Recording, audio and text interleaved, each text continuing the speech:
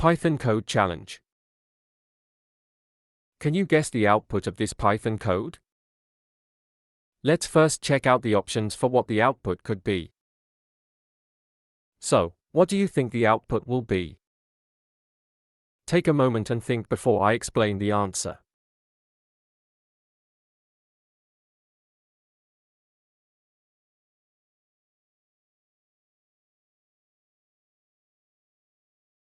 Alright, let's walk through the code step by step.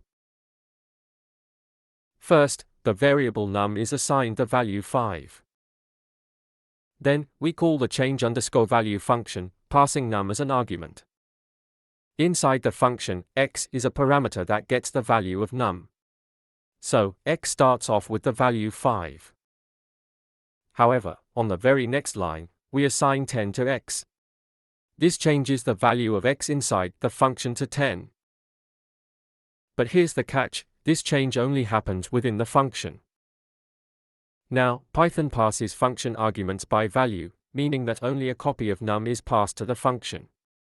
So, even though x is modified inside the function, the original num variable remains unchanged.